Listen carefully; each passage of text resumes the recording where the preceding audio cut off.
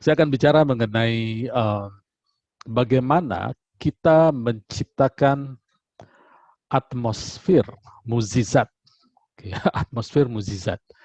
Kita tahu bagi kita hidup adalah Kristus. Dan Kristus, arti kata Kristus adalah pengurapan atau yang diurapi.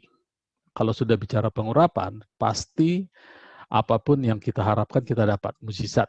Ya, Kristus ada. Sekarang bagaimana kita menciptakan atmosfer, atau kalau menciptakan terlalu arogan ya, seolah-olah kita pencipta. Tapi itu kalimat yang terbaik yang saya bisa punya, ya, keterbatasan manusia itu, ya itulah yang terbaik, bahwa kita bisa meng-create atau mengkondisikan atmosfer supaya mujizat Allah terjadi. Nah, mungkin orang bilang, oh Pak, kita harus dengan pujian penyembahan.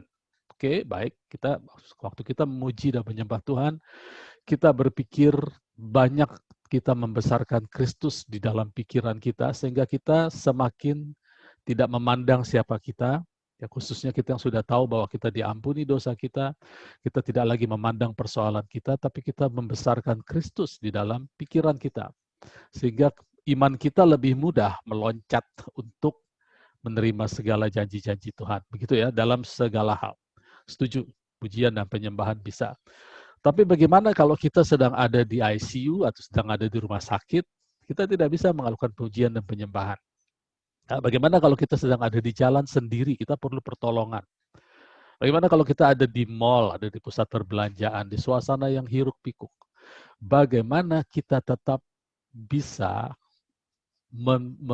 mengkondisikan suasana mukjizat itu. Nah, Alkitab menjawab, satu-satunya kondisi yang merupakan satu environment atau satu atmosfer supaya Allah bisa mencurahkan mukjizatnya, itu adalah pengharapan, saudara.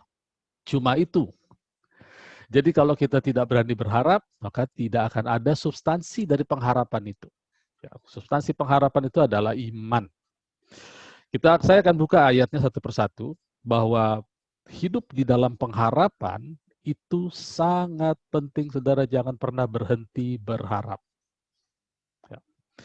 Saya akan bukakan beberapa ayat pendukung, supaya setelah ini, saudara jangan pernah berharap pada dunia ini, jangan pernah berharap pada manusia, terkutuklah manusia yang berharap kepada manusia, ya. Tapi harapkan pada Tuhan. Ayat pertama kita buka dari 1 Petrus 1 ayat 13. 1 Petrus 1 ayat 13. Sebab itu siapkanlah akal budimu. Siapkanlah akal budimu. Ya. Di Roma 12 ayat 2 katakan, janganlah engkau menjadi serupa dengan dunia ini, tetapi berubahlah oleh pembaharuan akal budi. Kata yang pakai sama. Ya. Jadi bagaimana menyiapkan akal budi? Berubahlah oleh pembaharuan akal budi, atau renewing your mind. Ya, berubahlah oleh. Jadi siapkan akal budi. Gimana menyiapkan akal budi, Pak? Banyaklah setuju dengan firman Tuhan. Ya, pelajari firman Tuhan. Terus gimana? Saya nggak sekolah teologi ya. Bapak Ibu Saudara sudah diberikan tempat di Cibubur City Blessing. Di situ ada jawatan gembala, rasul, pengajar, penginjil bekerja. Ya, khususnya di dalam diri saya, itu Tuhan menaruh beberapa karunia untuk memperlengkapi saudara dan saya. Jadi saya juga mau dong dilengkapi. Ya. Persiapkanlah akal budimu, waspadalah, atau be sober di dalam bahasa Inggris. Ya. Waspada, tenang, sabar juga ada dalamnya. Letakkanlah pengharapanmu seluruhnya pengharapanmu di dalam kasih karunia, atau atas kasih karunia Allah. Apa itu kasih karunia? Oh, kasih karunia unmerited, unearned, undeserved. Ya, betul, itu definisi kasih karunia. Tapi apa yang dimaksud kasih karunia oleh Alkitab? Alkitab berkata bahwa kasih karunia adalah hidup di dalam damai sejahtera bersama-sama dengan Allah. Jadi hidup bersama Allah di dalam damai sejahtera, di dalam peace, di dalam shalom-Nya. Bapak Ibu Saudara, Allah itu tersembunyi sejak manusia Adam sejak dialog mereka terakhir waktu Adam dan Hawa jatuh, kemudian Allah muncul di situ, mereka berdialog, ngobrol di situ. Allah mengatakan terkutuklah tanah, terkutuklah iblis, gitu ya. Setelah itu Allah menjadi satu figur yang tersembunyi, tidak lagi berjalan-jalan bersama manusia. Terus dia tersembunyi sampai Yesus datang. Yesus adalah kepenuhan Allah secara jasmani. Dia berjalan di tanah di Israel 2000 tahun yang lalu dia disalibkan, mati, dikuburkan, dan dibangkitkan. Setelah Yesus dibangkitkan, Yesus Kristus dibangkitkan, maka Allah tidak lagi tersembunyi. Ya. Titus, Bapak Ibu Saudara tetap di Petrus, saya mau baca supaya saya tidak salah-salah quote. Karena saya suka review video saya, kok kadang-kadang saya salah quote, ayatnya juga salah. Firmannya nggak salah, sudah cuma ayatnya suka salah-salah alamat. Nah di Titus, saya mau baca ini, di Titus 2 ayat 11 mengatakan, karena kasih karunia Allah yang menyelamatkan semua manusia sudah nyata. Ya. Jadi hidup dalam kasih karunia kan hidup dalam damai sejahtera, tidak ada hitung-hitungan dosa, karena dosa sudah diperhitungkan di tubuh Yesus kayu salib. Nah kasih karunia ini yang menyelamatkan semua manusia sudah nyata. Kalau bahasa Inggrisnya appear to all men. Jadi Allah bukan lagi figur yang tersembunyi. Allah sudah dibukakan, tapi dia hanya menyatakan dirinya melalui anak-anak Allah. Jadi dia tidak muncul sembarangan di pasar, Allah turun, itu lalu ada bayangan orang kumpul semua, tidak. Allah muncul bermanifestasi melalui kita, anak-anak terang, kita anak-anak Allah. Ya. Jadi tidak tanpa alasan kitab Roma mengatakan dunia menantikan saatnya anak-anak Allah dinyatakan. Bukan dunia menantikan saatnya anak-anak Allah diangkat. Tidak, saudara ya. Itu cuma di beberapa komunitas yang jemaatnya disiapkan untuk diangkat. Oh, kita harus siap diangkat. Karena rumah kita ini bukan di dunia, kita hanya musafir. Kita ini bukan, dunia bukan milik kita. Saudara tahu bahwa Alkitab mengatakan dunia milik Yesus, milik Allah, dan itu diberikan kepada anak-anak manusia. Tentu yang dimaksud anak-anak Allah, bukan anak-anak iblis. Ya, jadi Allah sendiri, Alkitab sendiri mengajarkan bahwa kita anak-anak Allah itu harus menguasai dunia di bawah pemerintahan atau di bawah otoritas dari Tuhan Yesus Kristus. Dia memerintah di surga. Dan semua musuh-musuhnya harus tunduk di bawah kakinya. Jadi kalau disuruh siap-siap untuk berangkat, kok karena itu namanya kita, saudara, tidak memiliki ownership, atau ownership ya, kepemilikan. Dunia ini milik Bapa kita. Kita ini pengelolanya di dalam Kristus. Janganlah kita menjadi serupa dengan dunia, tapi ubah dunia. Ya, fakta di dunia itu nggak enak, saudara ya, karena segala yang ada di dunia itu sedang menuju kehancuran. Ya. Tapi walaupun dunia tidak sama dengan apa yang firman Allah katakan, Allah tidak pernah mengatakan bahwa dunia itu pembohong. Tidak pernah. Yang Allah katakan di kitab Roma pasal 3 itu adalah bahwa manusia pembohong. Mengapa jadi manusia yang disalahkan? Karena fakta ya fakta. Ya. Fakta semakin buruk ya itu fakta. Tapi kalau itu diomongkan oleh manusia, manusia yang bohong. Manusia itu ditugaskan untuk membicarakan blessing.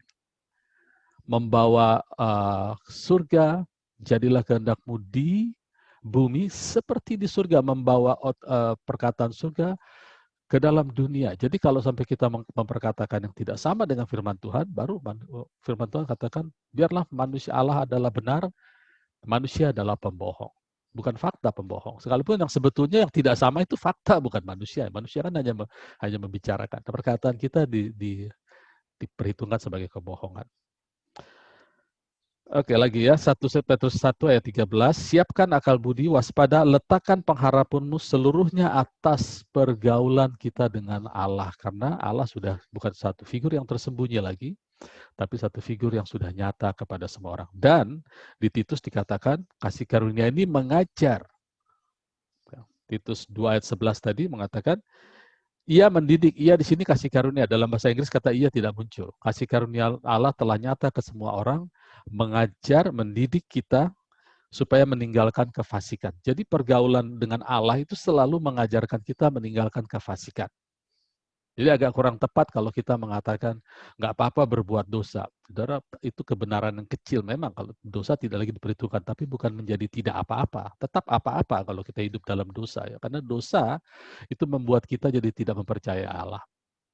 Jadi pergaulan dengan Allah mendidik kita. Pergaulan yang baik pergaulan yang buruk merusakkan kebiasaan baik. Jadi kalau kita bergaul sama siapa, ya dengan siapa kita bergaul, ya itulah kita. Kalau kita bergaul dengan Allah, dengan dalam kasih karunia, maka Dia mendidik kita.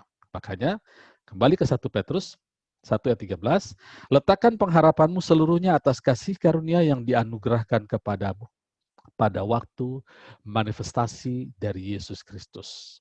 Nah, dari pengharapan ini, saudara ya, dari pengharapan ini, di Ibrani pasal 11, itu dikatakan iman adalah, Ibrani pasal 11 ayat 1, iman adalah dasar, atau bahasa Inggrisnya bilang substansi. Iman adalah substance atau substansi dari segala sesuatu yang kita harapkan. 1 Petrus 1 ayat 13, letakkan segala pengharapan, segala sesuatu yang kita harapkan, letakkan di dalam pergaulan kita, utarakan kepada Tuhan. Maka iman adalah substansinya. Kemudian, yang kedua, dan bukti dari segala sesuatu yang tidak kita lihat. Jadi, kalau kita lihat ayat ini, ada dua hal yang dikatakan. Pertama, segala sesuatu yang kita harapkan, dia substansinya. Segala sesuatu yang tidak kita lihat, iman itu adalah buktinya. Jadi yang kita harapkan itu tidak kita lihat. Tapi iman memberikan substansi sekaligus bukti atau sertifikat kepemilikan. Itu bahasa aslinya. Ya. Jadi kalau kita mengharapkan kesembuhan, maka iman memberikan substansi asal kita taruh di dalam pengharapan kita di dalam firman Allah. Dan sewaktu kita percaya, ada orang bilang kalau baca firman seperti ayat itu hidup berbicara. Nah, itu adalah bukti atau sertifikat kepemilikan bagi setiap kita yang bergaul dengan firman Tuhan. Ya. Jadi pengharapan itu tidak kelihatan dari ayat ini. Nah, tapi apa cuma satu ayat ini, Pak, yang mengatakan bahwa pengharapan itu tidak kelihatan? Ada satu lagi, Roma 8 ayat 24. Roma 8 ayat 24. Jadi kalau saudara berharap nggak kelihatan, nggak usah kecewa. Memang itu kata firman Tuhan. Saya berharap, Pak, tapi belum kelihatan gimana nih. Nah, itu kita cari firman-Nya, nanti firman Tuhan akan memberikan substansinya, sehingga kita yakin sekalipun belum melihat, dan itu sebagai bukti bahwa kita akan menerimanya. Roma 8 ayat 24. Sebab kita diselamatkan dalam pengharapan, tetapi pengharapan yang dilihat bukan pengharapan lagi. Ya, Roma 8:24 bilang begitu kan? Sebab bagaimana orang masih mengharapkan apa yang dilihatnya. Ayat 25, tetapi jika kita mengharapkan apa yang tidak kita lihat, kita menantikannya dengan tekun. 1 Petrus 1 ayat 13, be sober, renewing your mind. Siapkan akal budimu. Be sober. Itu menghasilkan ketekunan. Ya, letakkan seluruhnya pengharapanmu hanya di dalam firman. Jangan lagi mau dengar orang bilang, jangan dikit-dikit firman cuma tahu firman sama doa aja. Itu yang paling utama justru, saudara. Kalau sampai kita berkata seperti itu, kita sudah depart from faith. Sudah mundur dari iman.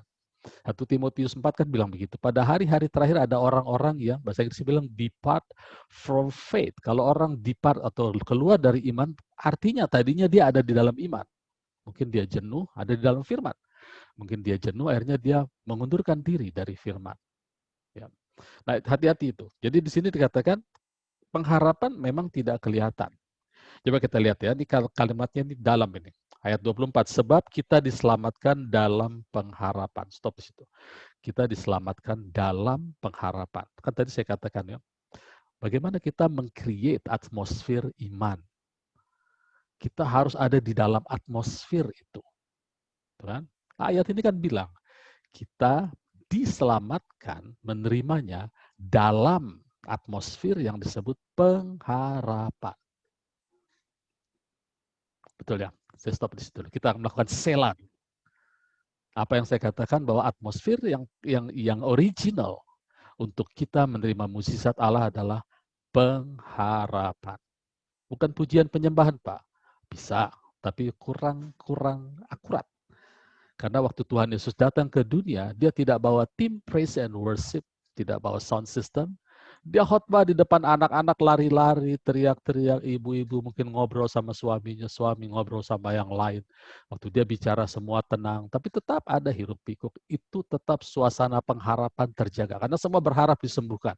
Datang kepadanya, mendengarkan pengajarannya. Jadi Bapak Ibu Saudara, kalau mau mengalami mukjizat setiap hari dari mulai bangun pagi sampai malam, jaga atmosfer pengharapan. Letakkan seluruh pengharapanmu di dalam Tuhan. Maka kita akan mendapatkan substansi dari pengharapan. Itu yaitu iman, sekaligus bukti kepemilikan. Ya, bukti di situ adalah title deeds. Title deeds di dalam bahasa di dalam Amplified Bible, mereka yang studinya ngambil notaris kenotarisan ngerti itu title deeds itu apa ya? Sertifikat kepemilikan. Kepemilikan terhadap apa? Kesembuhan, kelimpahan, penjagaan yang sempurna. Tuhan ingin kita mendapatkan semua yang baik dari Dia. Dari mulai roh, jiwa, dan tubuh kita. Jadi jaga atmosfer, tetap berharap pada Tuhan.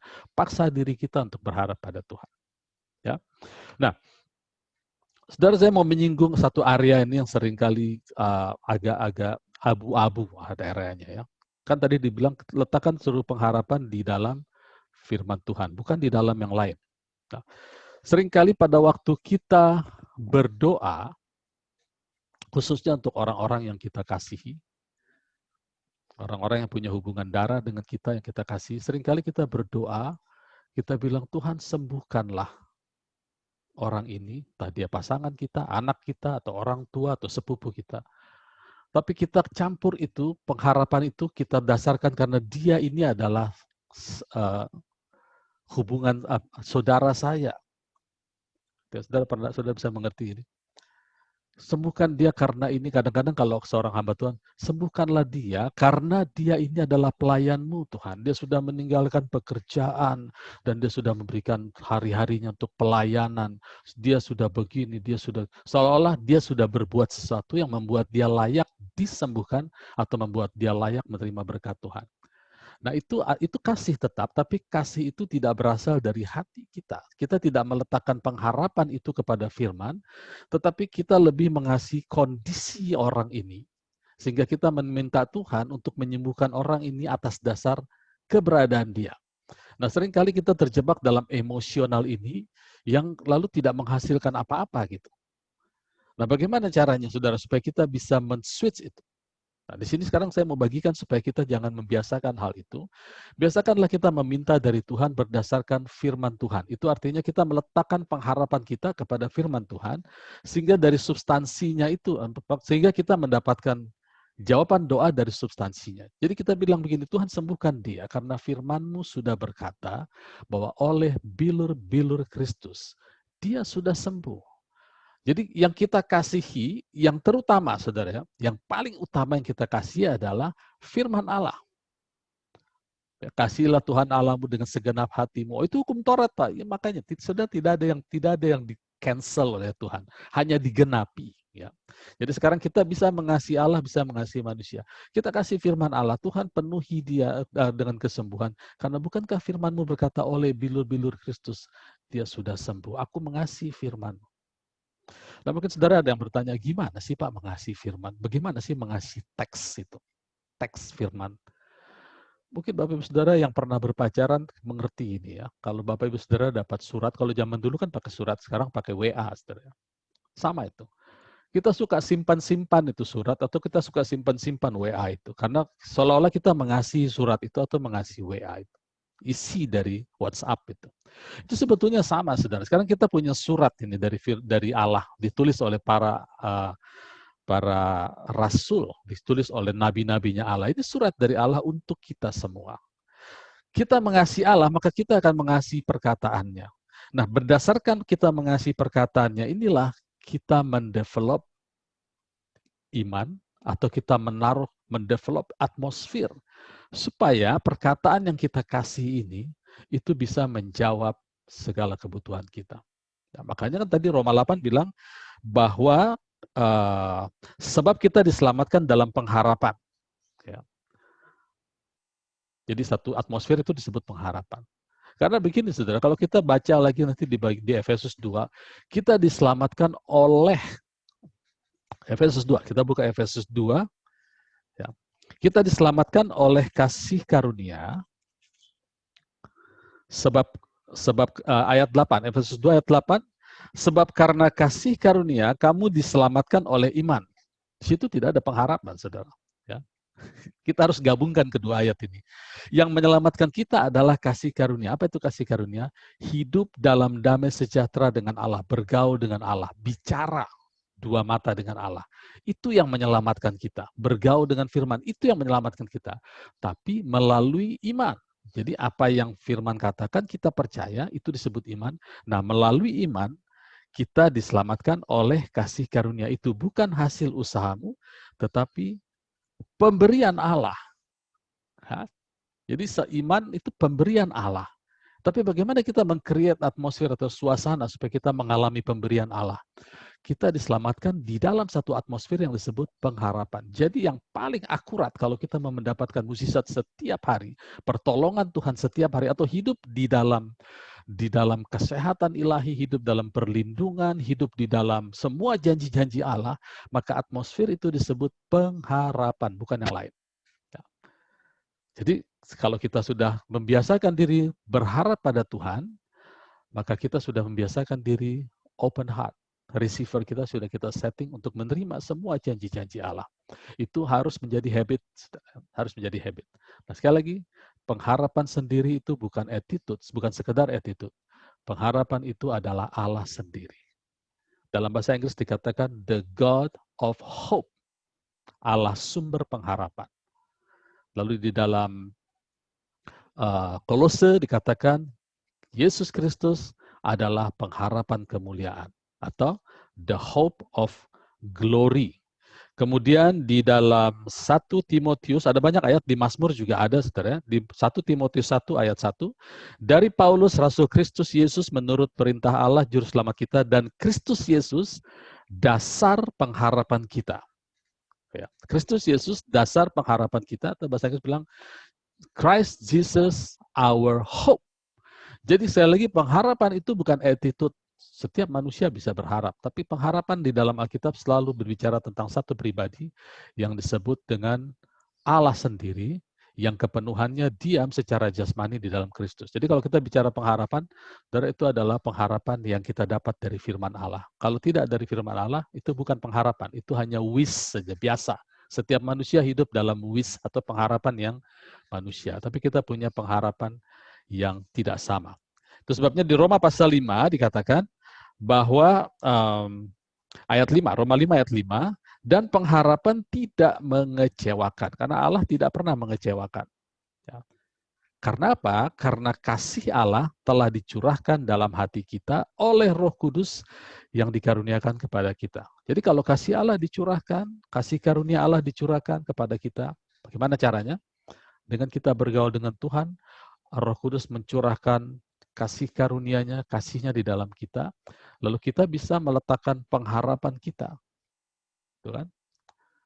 Jadi kita tidak dibuat sulit kok oleh Tuhan. Disitulah kita meng-create satu atmosfer mana kita siap menerima segalanya, semua janji dari Tuhan. Nah kemudian saudara, di Galatia 5, ya, di Galatia 5 kan dibilang, ini saya ulang lagi saudara ya, saya ulang lagi supaya kita ngelotok di sini. Galatia 5 kan dikatakan begini, ayat 6.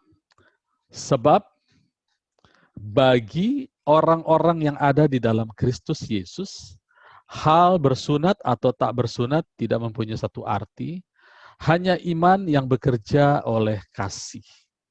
Ya, kita mau iman bekerja, iman selalu menang, saudara. Iman selalu menang. Jadi kita mau iman bekerja oleh kasih. Lalu ada beberapa pendapat mengatakan kalau kita banyak berbuat kasih, maka itu artinya kita orang beriman. Belum tentu, saudara ya. Belum tentu. Kalau kita banyak berbuat hal baik, maka pasti kita beriman. Belum tentu. Ya. Yang dimaksud ayat ini adalah, yang penting adalah iman yang bekerja oleh kasih. Ya. Karena ada iman yang bekerja bukan oleh kasih. Karena iman itu terjadi secara mekanikal. Iman itu adalah perkataan Allah yang kita masukkan ke dalam action kehidupan kita, dan dia bekerja secara mekanikal. Tapi belum tentu kita melakukannya dalam kasih.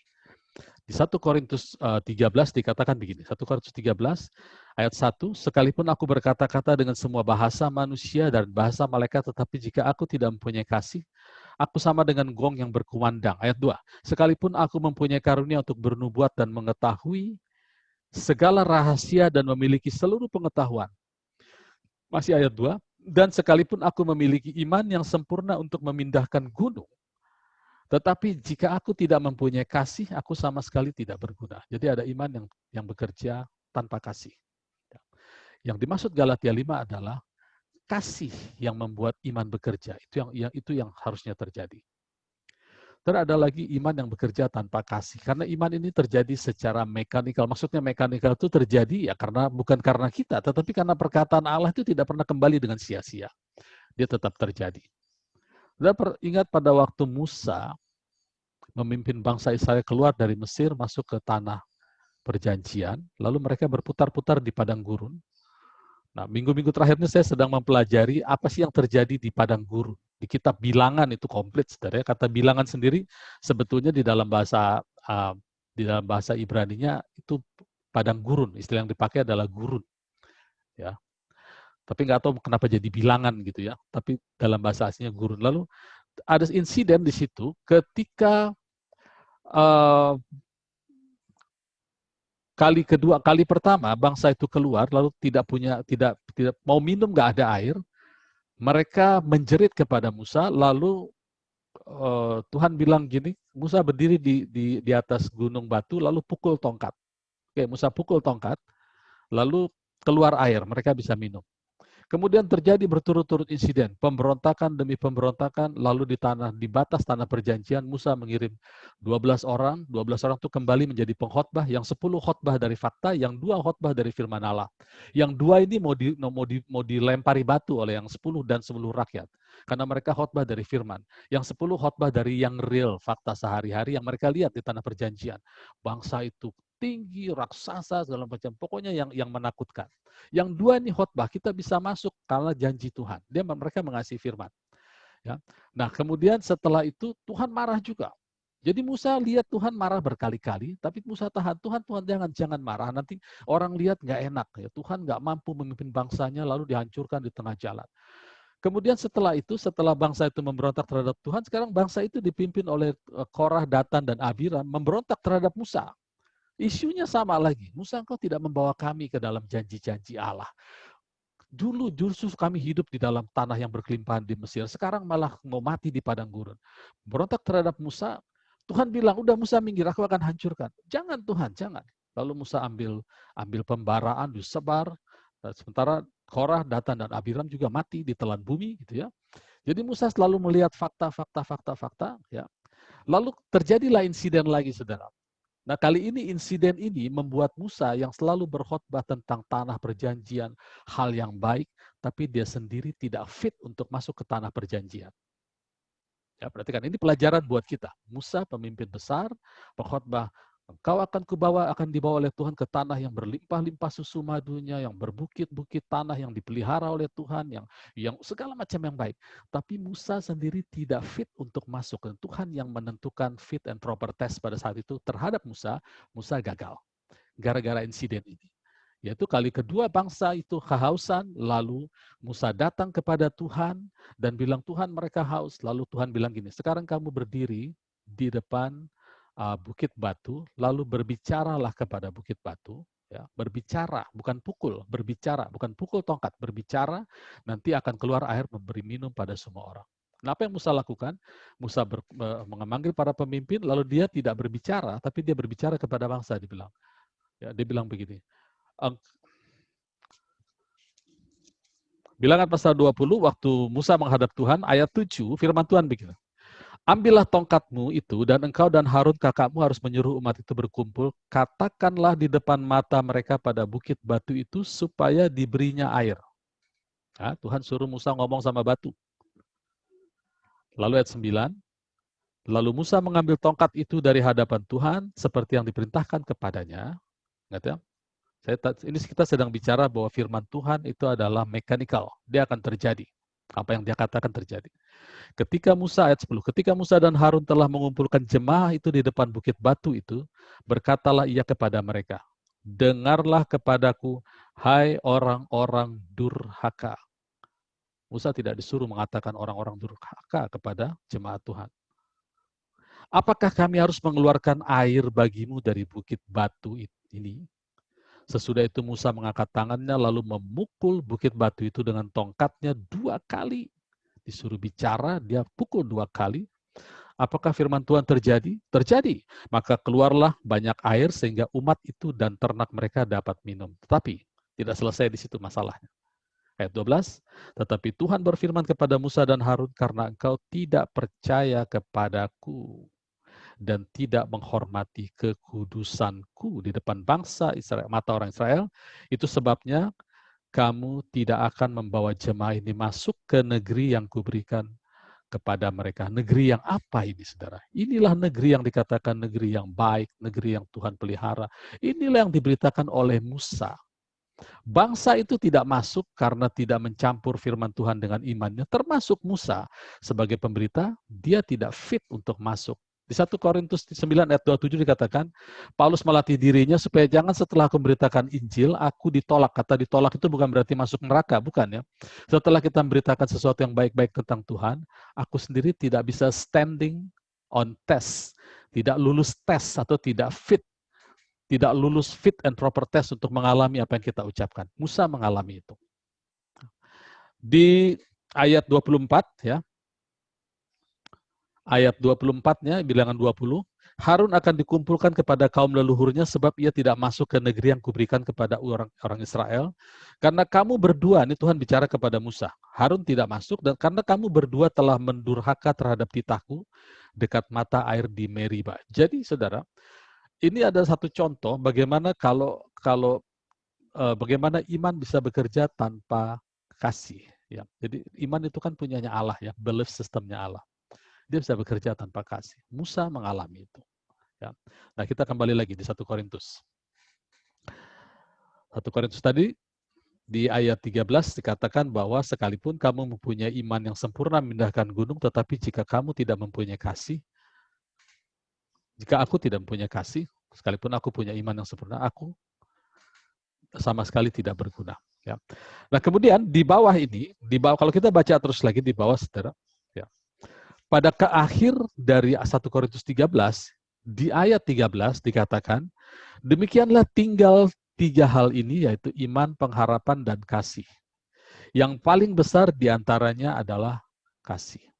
Ya, saya mau tutup di sini supaya kita tidak terlalu berlama-lama karena ini penting. Jadi saya tidak ingin saudara bias dengan yang lain.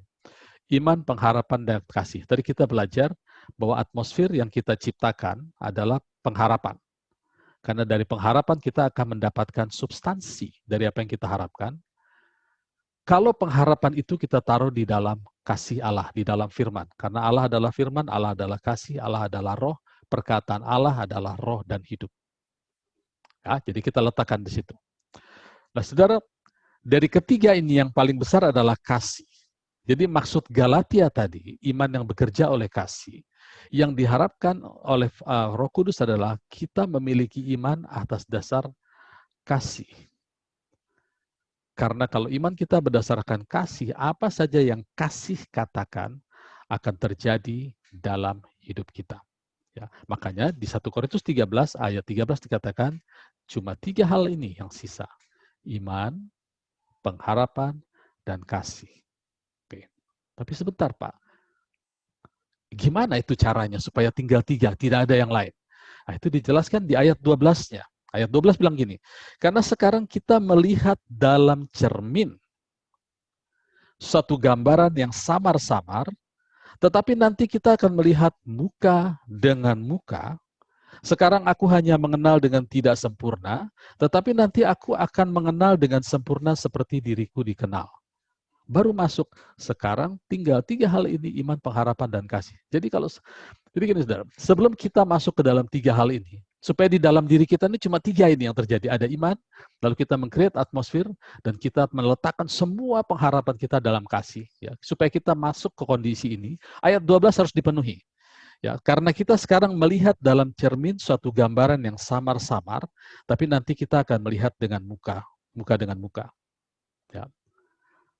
Nah, saudara, saya mau jelaskan ayat, saya mau bedah ayat ini, ayat 12 ini. Tapi Bapak Ibu Saudara yang pegang Alkitab, Alkitab buku ya, bukan Android. Kalau Android agak susah bolak-balik. Coba buka 2 Korintus 3 ayat 18. 2 Korintus 3 ayat 18, kita baca bersama dengan 1 Korintus 13 ayat 12. Ya. 2 Korintus 3 ayat 18 bilang begini, dan kita semua mencerminkan kemuliaan Allah, kemuliaan Tuhan, dengan muka yang tidak berselubung. Dan kemuliaan itu datangnya dari Tuhan yang adalah roh. Maka kita diubah menjadi serupa dengan gambarnya. Ya, stop di situ dulu. Saya balik lagi.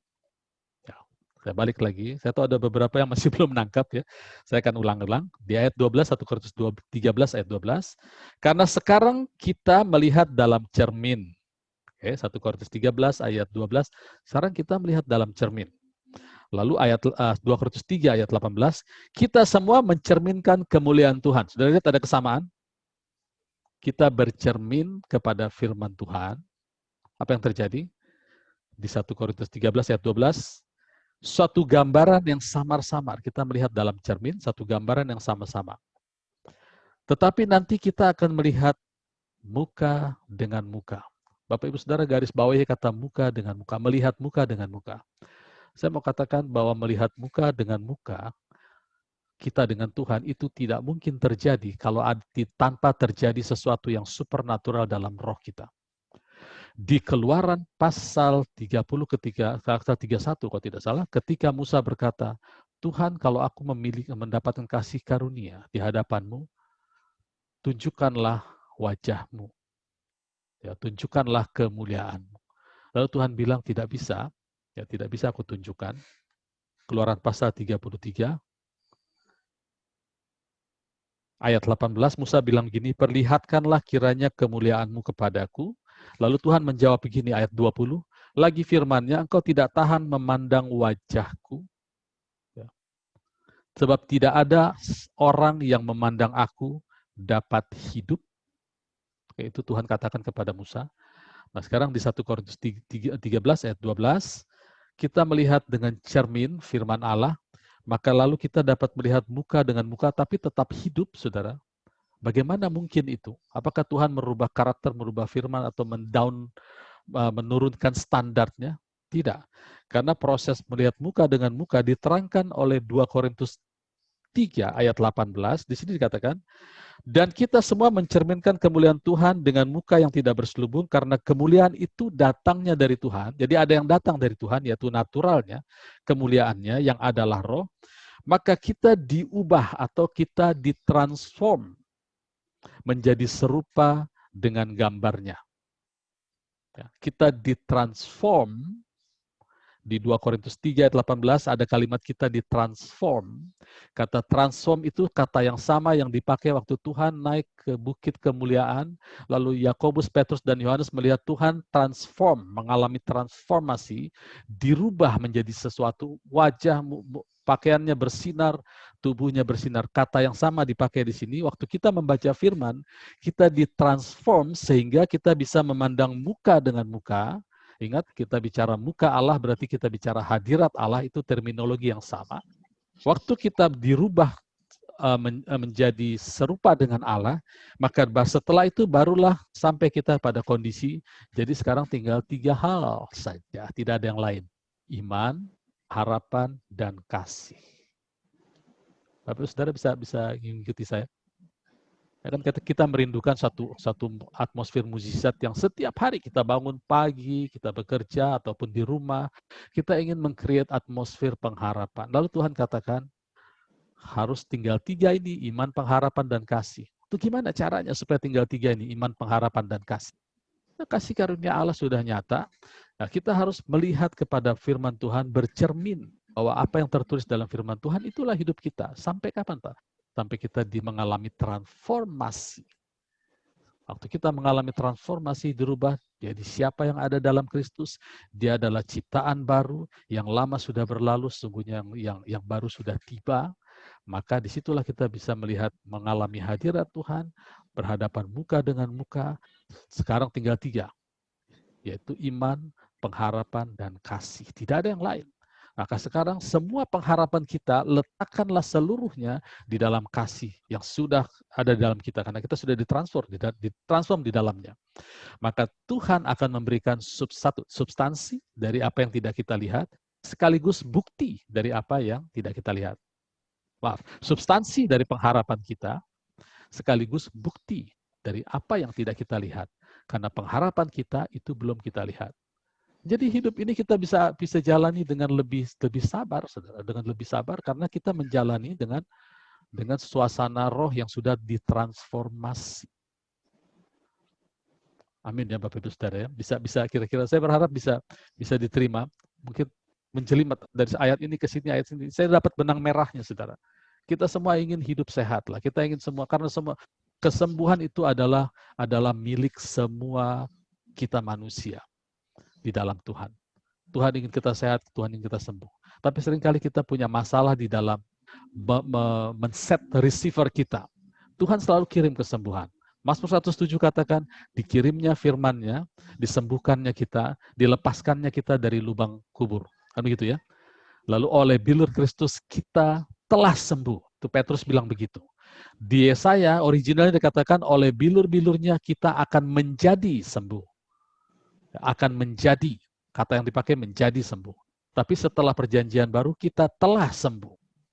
Jadi memang banyak perubahan, saudara. Setelah Yesus datang banyak perubahan. Nah sekarang setelah Allah berubah, Allah juga mau dong kita berubah. Bagaimana caranya? Hendaklah kita ditransform sehingga kita bisa melihat muka dengan muka. Setelah kita mengalami transformasi pikiran, ya itu yang di 1 Petrus 1 ayat 13, waspadalah, ya, siapkan akal budi, transfer pikiran kita, baru letakkanlah seluruhnya pengharapan kita dalam kasih karunia. Nah itu hanya bisa terjadi kalau kita mentransformasi pikiran. Saudara akan lawan semua perkataan yang tidak berasal dari Allah. Karena kita mengasihi firman Tuhan. Kalau kita sudah mengasihi firman Tuhan, maka tidak ada lagi halangan untuk kita menerima mukjizat Allah. Apapun penyakitnya itu, tidak ada penyakit yang melebihi perkataan Allah. Oleh bilur-bilurnya, engkau sudah, bukan menjadi sembuh lagi, sudah disembuhkan. Pegang itu, kasihi perkataan itu. Ya, saya pinjam kesaksiannya Pak Marulam pada waktu mengalami kesakitan di ginjalnya, dan dia sudah deteksi ini setiap 1 jam sakitnya itu nyut-nyutan, saudara. Setiap 1 jam muncul. Dia sudah tunggu setiap 1 jam siap dia muncul, lawan dengan firman. Begitu sakitnya muncul, dia katakan oleh bilur Kristus aku sudah sembuh. Oleh bilur Kristus aku sudah sembuh. Itu terjadi. Ya ceritanya Pak Marulam kan waktu itu malam-malam kejadiannya ya. Jam 12 muncul, ya mungkin gitu ya Pak Marun, koreksi saya kalau saya salah. Jam 1 muncul lagi, jam 2 terus sampai pagi begitu. Dia tahan itu. Dan dia katakan lawan dengan firman, karena dia mengasihi firman.